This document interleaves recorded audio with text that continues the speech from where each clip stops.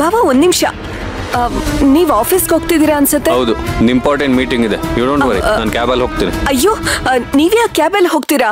ಕ್ಯಾಬಲ್ಲಿ ಹೋಗ್ಬೇಡಿ, ನಿಮ್ ಮೀಟಿಂಗ್ ಇದೆ ಅಂತೀರಾ. ಬೇಗ ಹೋಗ್ಬೇಕಂದ್ರೆ ಬೈಕಲ್ಲಿ ಹೋಗಿ.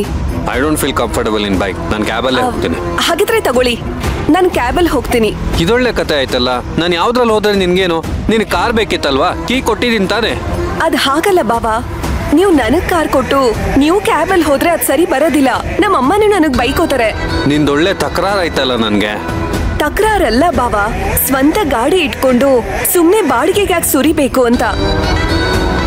ಮೋರ್ ಓವರ್ ಕ್ಯಾಬ್ಸ್ಗಳು ಮುಂಚಿನ ತರ ಇಲ್ಲ. ಮಿನಿಮಮ್ 15-20 ನಿಮಿಷ ಕಾಯ್ಬೇಕು. ನೀವು ಮೀಟಿಂಗ್ ಬೇರೆ ಇದೆ ಅಂತೀರಾ, ಬೈಕಲ್ಲಿ ಹೋದ್ರೆ ಬೇಗ ರೀಚ್ ಆಗ್ತೀರಾ. ನೋಡು, ನಿನ್ನ ಹತ್ರ ವಾದ ಮಾಡ್ಕೊಂಡು ನಿಂತ್ಕೊಳ್ಳೋಷ್ಟು ಟೈಮ್ ನನಗಿಲ್ಲ. ನಾನು ಬೇಗ ಹೋಗ್ಬೇಕು.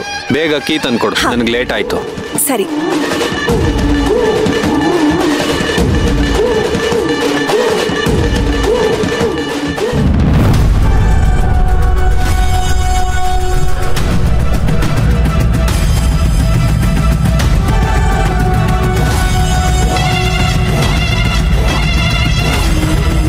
ತಗೊಳ್ಳಿ.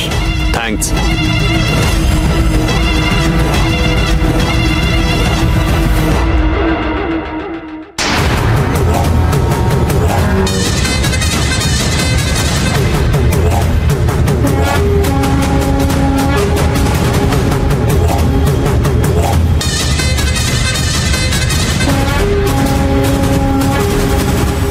ಕರ್ಣ ಈಗ ತಾನೇ ತನ್ನ ಬೈಕ್ ತಗೊಂಡು ಹೊರಟ. ಅನ್ಕೊಂಡ್ ಕೆಲ್ಸ ಬೇಗ ಮುಗಿಸಿ ಫೋನ್ ಮಾಡು. ಹೌದು, ಲಾರಿನೇ ಆಗ್ಬೇಕು. ಅವನ್ ಬೈಕ್ ನಂಬರು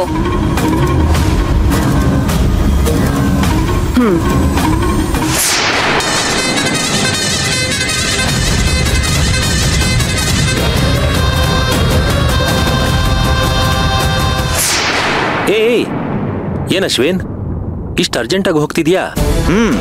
ನಮ್ ಶತ್ರುಗಳನ್ನ ಮಟ್ಟ ಹಾಕಕ್ ಹೋಗ್ತಿದ್ದೀನಿ. ಅರ್ಥ ಆಗ್ಲಿಲ್ಲ. ಅರ್ಥ ಆಗೋ ತರನೇ ಹೇಳ್ತೀನಿ, ಕೇಳಿಸ್ಕೊ. ನಿನ್ನ ಮಾಜಿ ಹೆಂಡತಿ ವಿರುದ್ಧ ಪೊಲೀಸ್ ಸ್ಟೇಷನ್ ಅಲ್ಲಿ ಕಂಪ್ಲೇಂಟ್ ಕೊಡಕ್ ಹೋಗ್ತಿದ್ದೀನಿ. ಯಾಕೋ? ಅವಳು ಏನೋ ಮಾಡಿದಳು ನಿನಗೆ? ಏನೋ ಮಾಡಿದಳ? ಯಾಕೆ ನಿಮ್ಗೆಲ್ಲರಿಗೂ ಮರವನ್ ಕಾಯಿಲೆನಾ? ಅವಳು ಅನ್ಯಾಯವಾಗಿ ನನ್ನ ಮಗುನ್ ಕೊಲ್ಲಿಲ್ವಾ? ನಾವು ತಪ್ಪು ಮಾಡ್ಬಿಟ್ವಿ. ಆಸ್ಪತ್ರೆಯಲ್ಲಿ ಪ್ರಿಯನ್ ಜೊತೆಗೆ ನಿನ್ನೂ ಅಡ್ಮಿಟ್ ಮಾಡ್ಬೇಕಾಗಿತ್ತು. ಗಂಡ ಹೆಂಡತಿ ಇಬ್ರು ನನಗೆ ತಲೆ ಕೆಟ್ಟಿದೆ ಅನ್ನೋ ಹತ್ರ ಮಾತಾಡ್ತಿದ್ದೀರಾ? ನೋಡ್ತೀರಿ ಅವಳ ಜೀವನ ಹೆಂಗ್ ಬರ್ಬಾದ್ ಮಾಡಿ ಅವಳು ಕಂಬಿ ಎಣ್ಸೋ ತರ ಮಾಡ್ತೀನಿ ನಾನು. ಅದಕ್ಕೆ ನೀನು ಇನ್ನೊಂದು ಜನ್ಮ ಎತ್ತು ಬರಬೇಕು. ನಿನ್ಗೆ ನಿನ್ನ ಮಾಜಿ ಹೆಂಡತಿ ಮೇಲೆ ಇಷ್ಟೊಂದು ಪ್ರೀತಿ ಇರಬೇಕಾದ್ರೆ ನನಗ್ ನನ್ನ ಮಗು ಮೇಲೆ ಎಷ್ಟು ಇರಲ್ಲ. ಪೂಜಾ ಹೇಳಿದಾಳೆ ಪೊಲೀಸ್ ಸ್ಟೇಷನ್ ಅಲ್ಲಿ ಕಂಪ್ಲೇಂಟ್ ಆಗ್ಬೇಕು, ಆಮೇಲೆ FIR ಆಗುತ್ತೆ, ಆಮೇಲೆ ಆ ಕೇಸ್ ಕೋರ್ಟ್ಗೆ ಹೋಗುತ್ತೆ ಅಂತ. ಅದಕ್ಕೆ ಸೇವಂತಿ ವಿರುದ್ಧ ಪೊಲೀಸ್ಗೆ ಕಂಪ್ಲೇಂಟ್ ಕೊಡಕ್ ಹೋಗ್ತಿದ್ದೀನಿ. ನೀನು ಇವತ್ತು ಮಾಡ್ಬೇಕು ಅಂತಿರೋ ಕೆಲಸನ ನಾನು ಯಾವತ್ತೂ ಮಾಡಾಗಿದೆ. What do you mean? ನಿನ್ನ ಮಗು ಕೊಲೆ ಕೇಸ್ ಬಗ್ಗೆ ನಾನು ಯಾವತ್ತೂ ಕಂಪ್ಲೇಂಟ್ ಕೊಟ್ಟು ಇನ್ವೆಸ್ಟಿಗೇಷನ್ ಮಾಡಿಸಿದ್ದೀನಿ. ಏನಿದು ಹೊಸ ಕತೆ? ಕಥೆ ಅಲ್ಲ, ಸತ್ಯ. ನನಗೆ ಅಪರಾಧಿ ಯಾರು ಅಂತಾನೂ ಗೊತ್ತಾಗಿದೆ. ಅಂದ್ರೆ ನೀನು ಇನ್ವೆಸ್ಟಿಗೇಷನ್ ಮಾಡಿಸಿ ಸೇವಂತಿ ಕೊಲೆಗಾತಿ ಅಂತ ಗೊತ್ತಾದ ಮೇಲೂ ನಿನ್ನ ಹೆಂಡತಿನ ಉಳಿಸ್ಕೊಳ್ಳೋಕ್ಕೋಸ್ಕರ ಈ ಸತ್ಯನ ಮುಚ್ಚಿಡ್ತಿದ್ಯಾ? ಮುಚ್ಚೋ ಬಾಯಿ. ನಾನು ವಿಷಯನ ಮುಚ್ಚಿಡ್ತಾ ಇರೋದು ನನ್ನ ಹೆಂಡತಿನ ಉಳಿಸ್ಕೊಳ್ಳೋದಕ್ಕಲ್ಲ, ಈ ಸಂಸಾರನ ಉಳಿಸೋದಕ್ಕೆ. ಇನ್ವೆಸ್ಟಿಗೇಷನ್ ರಿಪೋರ್ಟ್ ಅಲ್ಲೇ ಬಂದಿದೆ, ಇದರಲ್ಲಿ ಸೇವಂತಿದೇನು ತಪ್ಪಿಲ್ಲ ಅಂತ. ಅದು ಗೊತ್ತಾದ್ಮೇಲೆನೆ ನಾನು ಕೂಡ ನಿರಾಳ ಆಗಿದ್ದು. ಸುಳ್ಳು ಹೇಳ್ತಿದ್ಯಾ? ಇಲ್ಲ, ಈ ಮನೆ ಒಡಿಬಾರ್ದು ಅನ್ನೋ ಕಾರಣಕ್ಕೆ ಸತ್ಯ ಏನು ಅನ್ನೋದನ್ನ ನನ್ನಲ್ಲೇ ಮುಚ್ಚಿಟ್ಕೋತಾ ಇದ್ದೀನಿ. ಸೇವಂತಿ ಮೇಲೆ ನಾನು ಪ್ರಾಣನೇ ಇಟ್ಕೊಂಡಿದ್ದೆ ಅಶ್ವಿನ್. ನೀವೆಲ್ಲರೂ ಅವಳನ್ನ ಕೊಲೆಗಾರ್ತಿ, ಮೋಸಗಾರ್ತಿ ಅಂತಿದ್ರು ನಾನು ಸುಮ್ಮನೆ ಇದ್ದೆ ಅಂತಂದ್ರೆ ಈ ಮನೆ ಒಡೆದು ಹೋಗ್ಬಾರ್ದು ಅನ್ನೋ ಒಂದೇ ಒಂದು ಕಾರಣಕ್ಕೆ. ಕತೆ ಹೊಡಿತಿದ್ಯಾ? ನಿಜವಾಗ್ಲೂ ನಿನ್ ಗೊತ್ತಿದ್ರೆ ಅದೇನ್ ಸತ್ಯ ಅಂತ ಹೇಳ್ಬಿಡು. ನೋಡು ಅಶ್ವಿನ್, ನಿನ್ನ ಮಗು ಸಾವಿಗೆ ಈ ಮನೆಯವರೇ ಕಾರಣ ಅನ್ನೋದು ಸತ್ಯ. ಅದು ಸೇವಂತಿ ಅಲ್ಲ ಅನ್ನೋದು ಕೂಡ ಸತ್ಯ. ನಾನು ನಂಬಲ್ಲ. ನಾನು ಗೌರವಿಸೋ ಕಾನೂನು ಮೇಲೆ ಆಣೆ ಮಾಡಿ ಹೇಳ್ತಾ ಇದ್ದೀನಿ, ನಿನ್ನ ಮಗು ಸಾವಿಗೆ ಸೇವಂತಿ ಕಾರಣ ಅಲ್ಲ. ಸೇವಂತಿ ಕಾರಣ ಅಲ್ಲ ಅಂದ್ಮೇಲೆ ಮತ್ತಿನ್ಯಾರು?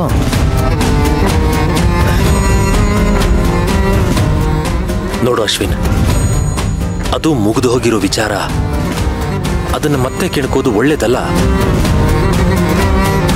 ಬಿಟ್ಬಿಡು. ಇಲ್ಲ, ನನಗೆ ಸತ್ಯ ಗೊತ್ತಾಗೋವರೆಗೂ ನಾನು ಬಿಡಲ್ಲ. ಅದು ಯಾರು ಅಂತ ಹೇಳು ನನಗೆ. ಅಷ್ಟೊಂದು ಅಗತ್ಯ ಇದ್ರೆ ಸತ್ಯ ಏನು ಅಂತ ನೀನೇ ತಿಳ್ಕೊ. ಅಣ್ಣ,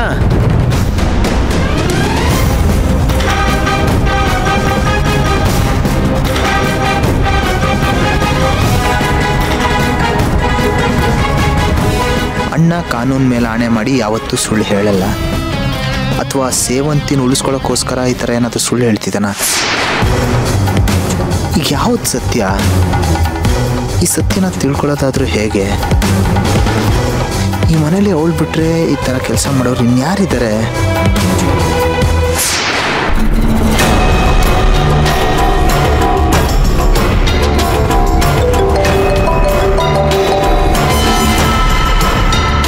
ಆಯ್ತಾ? ನಾನು ಹೇಳಿದ ಕೆಲಸ ಮುಗೀತಾ? ಆಗ್ಲೇ ಆಯ್ತು ಮೇಡಮ್.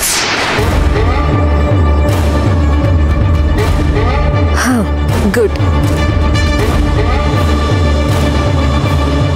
ಕಲ್ಪನಾ, ನೀನ್ ಮಾಡಿರೋ ತಪ್ಪಿಗೆ ನಾನ್ ಕೊಡ್ತಿರೋ ಶಿಕ್ಷೆ ಇದು. ಶಿಕ್ಷೆನಾ? ಏನ್ ಶಿಕ್ಷೆನೆ? ಯಾರು ಕೊಡ್ತಿದ್ದೆ ಶಿಕ್ಷೆ? ತಪ್ಪು ಮಾಡ್ದವ್ರಿಗೆ. ತಪ್ಪು ಮಾಡ್ದವ್ರ? ಯಾರದು? ಅದೆಲ್ಲ ನಿಮ್ಗೆ ಯಾಕೆ? ಅಯ್ಯೋ, ಅದಕ್ಕೆ ಸಿಡುಕ್ತಾ ಇದ್ಯಾ? ಕೇಳ್ದೆ ಅಷ್ಟೇ. ಇಷ್ಟ ಇದ್ರೆ ಹೇಳು, ಇಲ್ಲಂದ್ರೆ ಬಿಡು. ಅದೇ ಯಾಕೆ ಹೇಳ್ಬೇಕು ಅಂತ.